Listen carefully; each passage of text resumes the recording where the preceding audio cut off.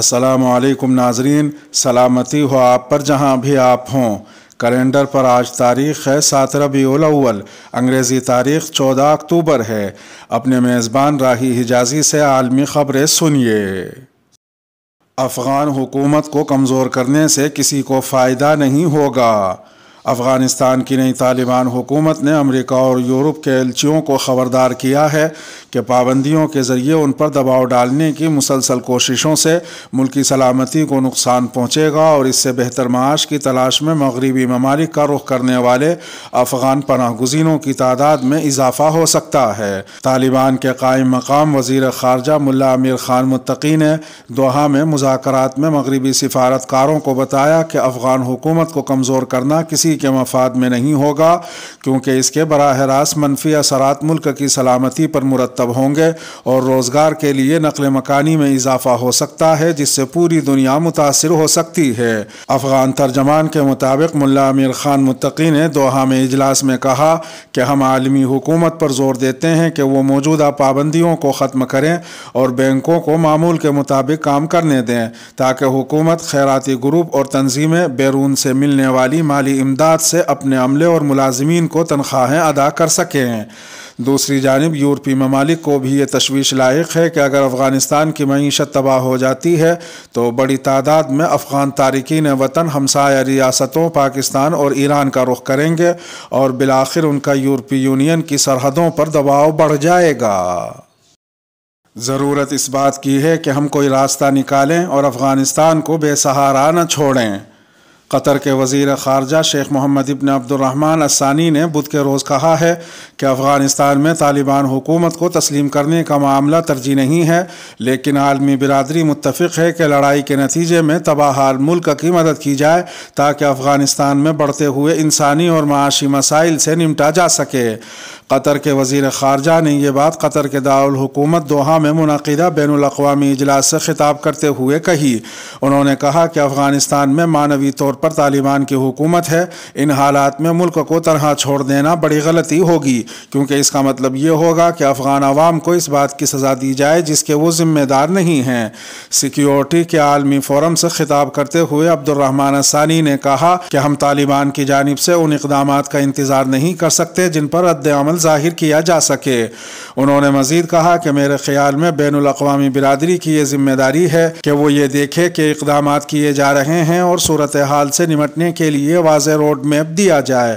بدھ کو قطر کے وزیر خارجہ عبد الرحمن الثانی نے کہا کہ ضرورت اس بات کی ہے کہ ہم کوئی راستہ نکالیں، اس ملک کو بے سہارا نہ چھوڑیں، اور میرے خیال میں سبھی اس سوچ کے حامل ہیں کہ اس مرحلے پر حکومت تسلیم کیے بغیر ہم آگے بڑھیں، جس کے بارے میں بعد میں سوچا جا سکتا ہے۔ الثانی نے اس جانب بھی توجہ مبذول کرائی کہ کابل کے نئے حکمرانوں کو شدید معاشی چیلنجوں کا سامنا ہے اور کوئی واضح صورت نہیں نظر آتی کہ افغان حکومت کے تقریباً 10 ارب ڈالر کی منجمد رقوم کس طرح سے جاری ہو سکتی ہیں، جن میں سے زیادہ تر امریکی فیڈرل ریزرو میں جمع ہیں۔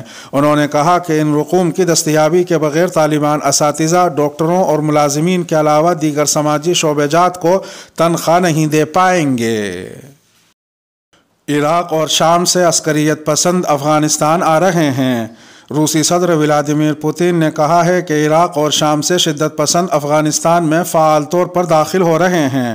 خبر رساں ادارے AFP کے مطابق پوتین نے سابق سوویت ریاستوں کی سیکیورٹی سروس کے سربراہوں کے ساتھ ویڈیو کانفرنس کے دوران کہا کہ افغانستان کی صورتحال آسان نہیں ہے۔ انہوں نے کہا کہ عراق اور شام سے عسکری کارروائیوں کا تجربہ رکھنے والے شدت پسندوں کو فعال طور پر وہاں بھیجا جا رہا ہے۔ انہوں نے مزید کہا کہ یہ ممکن ہے کہ دہشت گرد پڑوسی ریاستوں میں صورتحال کو غیر مستحکم کرنے کی کوشش کریں اور وہ براہ راست پھیلاؤ کی بھی کوشش کریں۔ ادھر دوسری طرف تاجکستان کے قومی سلامتی کے سربراہ نے ویڈیو کانفرنس میں بتایا کہ افغانستان سے ان کے ملک میں منشیات، ہتھیار اور گولہ بارود اسمگل کرنے کی کوششوں میں شدت آئی ہے۔ اس سے قبل بدھ کو فرانسیسی صدر نے تاجکستان کے رہنما امام علی رحمان کی پیرس میں میزبانی کی اور اس عزم کا اظہار کیا کہ وسطی ایشیائی ریاستوں کو استحکام برقرار برقرار رکھنے میں مدد ملے گی۔ اگرچہ طالبان نے کہا ہے کہ وسطی ایشیائی ممالک کو ان سے کوئی خطرہ نہیں ہے، تاہم اس خطے میں سابق سوویت ریاستوں کو اس سے قبل افغانستان میں سرگرم عسکریت پسندوں کے حامیوں کی جانب سے نشانہ بنایا جاتا رہا ہے۔ گزشتہ ہفتے افغانستان کے لیے روس کے سفیر ضمیر قابلوف نے کہا تھا کہ روس 20 اکتوبر کو افغانستان پر ہونے والے بین الاقوامی مذاکرات کے لیے طالبان کو ماسکو مدعو کرے گا۔ افغان عوام کی مشکلات دور کرنے کے لیے مزید اقدام کرتے رہیں گے۔ امریکہ کے صدر جو بائیڈن نے دنیا کے امیر ترین 20 ملکوں کے سربراہان کے ساتھ افغانستان کے معاملے پر بات چیت کی ہے۔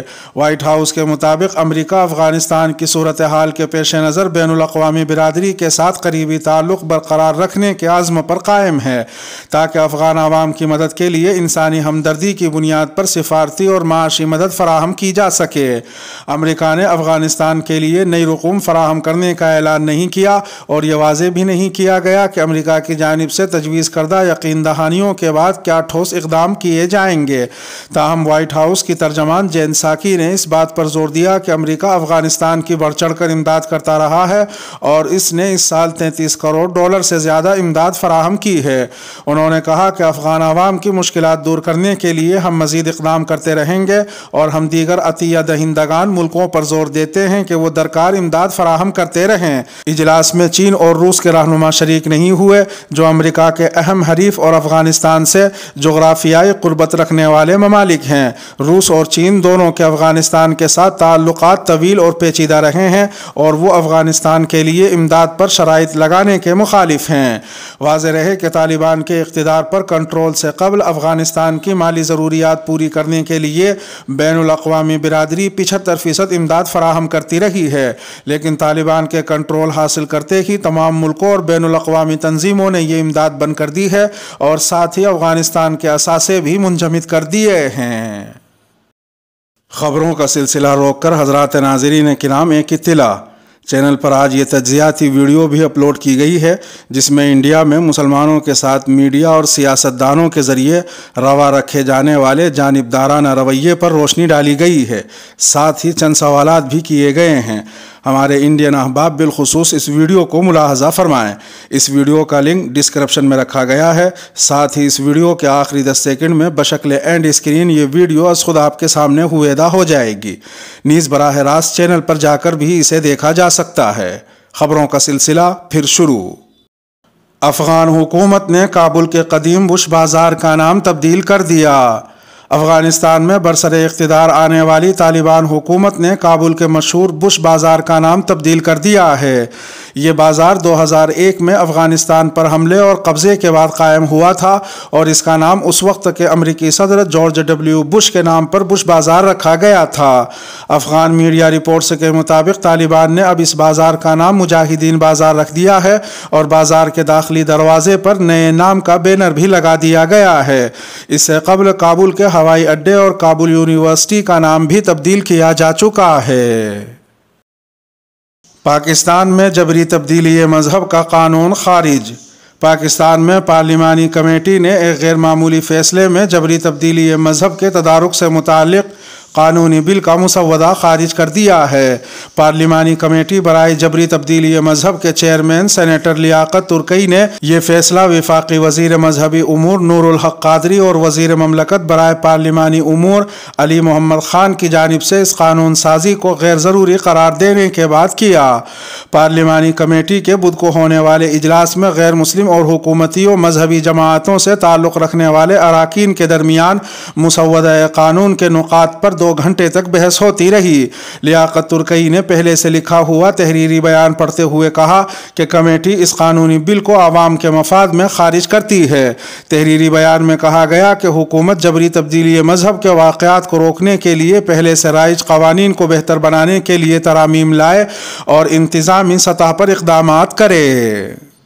فیس بک پر اب کسی کا مذاق اڑانا صارفین کو مہنگا پڑ سکتا ہے۔ Social networking platform Facebook نے دوسروں بالخصوص معروف شخصیات کا مذاق اڑانے اور ہراساں کیے جانے کے تدارک کے لیے پالیسی کو مزید سخت کرنے کا اعلان کیا ہے۔ بدھ کو سامنے والے اعلان میں امریکی ٹیکنالوجی فرم نے مذاق اڑانے اور ہراسیت کے واقعات کی روک تھام کے لیے جن اقدامات کا اعلان کیا ان میں ایسے مواد اور اس کے پھیلاؤ میں ملوث اکاؤنٹس کو ڈیلیٹ کرنا بھی شامل ہے۔ فیس بک کی جانب سے ایک بلاگ پوسٹ کے ذریعے کیے گئے اعلان میں کہا گیا ہے کہ ہماری متعارف کردہ پالیسی سے لوگوں کو ہجوم کی جانب سے ہراساں کیے جانے اور دھمکانے کا سدباب کیا جا سکے گا۔ نئی پالیسی کے تحت فیس بک عوامی شخصیات کو نشانہ بنانے والے نقصان دہ مواد کو نہ صرف ہٹائے گا بلکہ معروف افراد کو مزید حفاظتی ذرائع مہیا کرے گا۔ ریاست کے مخالفین کو نشانہ بنانے والے نیٹ ورکس کو بھی اکاؤنٹ، پیجز اور گروپس سے محروم کیا جائے گا۔ حادثات کے متاثرین اور حکومتوں سے اختلافات ظاہر کرنے والوں کے خلاف مہمات کو اس پالیسی کے تحت ڈیل کرنے کا اعلان کرتے ہوئے فیس بک نے کہا کہ اگر ایسا مواد ہماری پالیسیز کے خلاف نہ بھی ہو تو دوسروں کی ہراسیت کا باعث بننے کی وجہ سے اسے حذف کر دیا جائے گا۔ فیس بک کے مطابق کسی فرد کو ان باکس میسج یا پرسنل پروفائلز اور پوسٹ پر کیے گئے کامنٹ کے ذریعے نشانہ بنانے والا مواد بھی ڈیلیٹ کر دیا جائے گا۔ 1.5 سال کے تعطل کے بعد سعودی عرب کی مساجد میں دروس قرآن بحال۔ سعودی عرب میں کورونا وبا کی وجہ سے مساجد میں بند کی گئی دعوتی اور قرآن کی تدریسی سرگرمیاں 1.5 سال بعد بحال کر دی گئی ہیں۔ سعودی عرب کے وزیر برائے مذہبی امور اور دعوت و ارشاد عبداللطیف ابن آل شیخ نے مملکت بھر کی تمام مساجد میں حلقہ درس اور تحفیظ القرآن کا سلسلہ بحال کرنے اور خواتین کے قرآن کورسز دوبارہ شروع کرنے کی ہدایت دی ہے۔ مرد و خواتین تدریس اور تحفیظ القرآن اپنے اپنے حلقات قرآن میں شرکت کر سکتے ہیں، تاہم انہیں صحت کے حوالے سے وضع کردہ SOPs بالخصوص سماجی فاصلے پر عمل درآمد، کورونا ویکسینیشن لگوانے کی تصدیق اور توکل نا ایپ کے ذریعے اپنی رجسٹریشن کرانا ہوگی۔ وزیر مذہبی امور عبداللطیف ابن عبدالعزیز آل شیخ نے 14 رجب سن 1441 کو سعودی عرب کی تمام مساجد میں دعوتی، تدریسی اور حفظ قرآن کریم کے تمام پروگرامات تا اطلاع ثانی بند کرنے کا حکم صادر کیا تھا۔ میدان عرفات دنیا کا گرم ترین مقام۔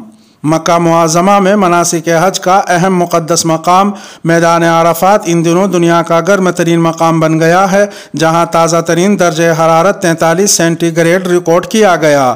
سعودی عرب کے ماہر موسمیات ڈاکٹر عبداللہ المسند نے ٹویٹر پر ایک پوسٹ میں بتایا کہ بدھ کو مکہ معظمہ میں گرم ترین دن گزرا۔ دن کے وقت سورج کی تپش عروج پر رہی، جبکہ رات کا موسم معتدل رہنے کی توقع ہے۔ شمالی اور جنوب مغربی علاقوں میں رات ٹھنڈی ہوگی۔ المسند نے موسم پر معلومات شائع کرنے والی ویب سائٹ کا حوالہ دیا۔ ویب سائٹ کی معلومات کے مطابق گزشتہ 24 گھنٹوں کے دوران سعودی عرب دنیا کے گرم ترین علاقوں میں شامل رہا۔ واضح رہے کہ میدان عرفات مقامات مقدسہ میں وہ واحد مقام ہے جو حدود حرم سے باہر واقع ہے۔ یہ چھوٹی چھوٹی پہاڑیوں پر مشتمل ہے اور اس کے اطراف میں میدان عرفات کمان کی شکل میں ہے۔ میدان عرفات مکہ اور طائف کو ملانے والی شاہراہ پر واقع ہے۔ یہ مقام مکہ مکرمہ سے 22 کلومیٹر، مینا سے 10 اور مزدلفہ سے 6 کلومیٹر کی مسافت پر ہے۔ اس کے ساتھ ہی ویڈیو کا اختتام ہوا۔ اپنے میزبان راہی حجازی کو دیجیے اجازت۔ سلامتی ہو آپ پر جہاں بھی آپ ہوں۔